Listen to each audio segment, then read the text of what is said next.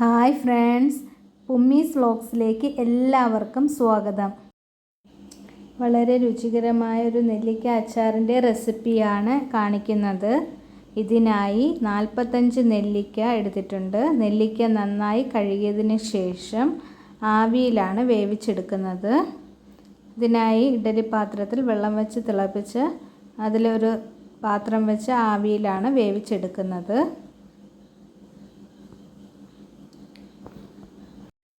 4-5 minute ആവിയിൽ വേവിച്ചാൽ മതിയാകും. അപ്പോഴേക്കും നെല്ലിക്ക നന്നായി വെന്ത് കിട്ടും. വളരെ പെട്ടെന്ന് തന്നെ നമുക്കിത് തയ്യാറാക്കി എടുക്കാൻ കഴിയും. വളരെ രുചികരമായ ഒരു അച്ചാറാണിത്.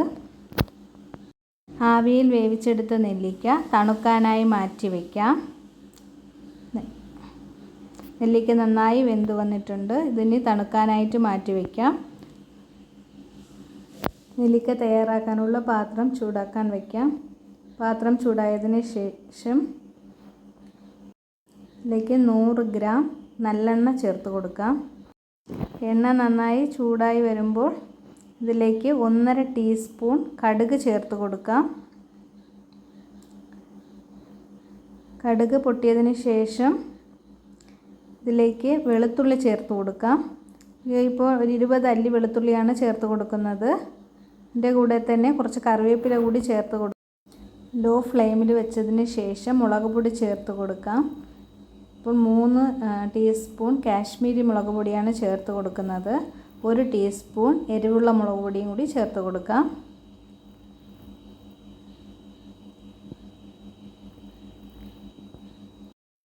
ഇതിലേക്കൊരു 1/4 ടീസ്പൂൺ മഞ്ഞൾപ്പൊടി കൂടി ചേർക്കാം. 1/2 കപ്പ് വിനാഗിരി കൂടി ഇതിലേക്ക് ഒഴിച്ചു കൊടുക്കാം. ആവശ്യത്തിനുള്ള ഉപ്പ് ചേർത്ത് കൊടുക്കാം. ഇപ്പോൾ ഇവിടെ 2 ടീസ്പൂൺ ഉപ്പാണ് ചേർക്കുന്നത്. നോക്കിയിട്ട് ആവശ്യത്തിന് ചേർക്കാവുന്നതാണ്. 1 ടീസ്പൂൺ ഉലുവാപ്പൊടി കൂടി ചേർത്ത് കൊടുക്കാം. 1 ടീസ്പൂൺ കായപ്പൊടി ചേർക്കാം. ഇത് നന്നായി തിളച്ച് വരണം. നന്നായി തിളച്ചതിന് ശേഷം ഫ്ലെയിം ഓഫ് ചെയ്യാം. ഇതിലേക്ക് കഷ്ണങ്ങളാക്കി മുറിച്ച് വെച്ചിരിക്കുന്ന നെല്ലിക്ക കൂടി ചേർത്ത് ഇളക്കിയെടുക്കാം.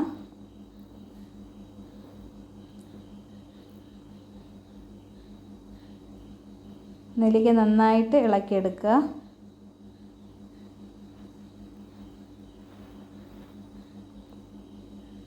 ഇപ്പോൾ ഇവിടെ വളരെ രുചികരമായ നെല്ലിക്ക അച്ചാർ റെഡിയായിട്ടുണ്ട്. എല്ലാവരും തയ്യാറാക്കി നോക്കിയതിന് ശേഷം അഭിപ്രായം കമൻറ്റായി അറിയിക്കണേ. ഇഷ്ടമായാൽ പ്ലീസ് ചാനലൊന്ന് സബ്സ്ക്രൈബ് ചെയ്യണേ. വീഡിയോ ലൈക്ക് ചെയ്യാനും ഷെയർ ചെയ്യാനും മറക്കല്ലേ. Thank you.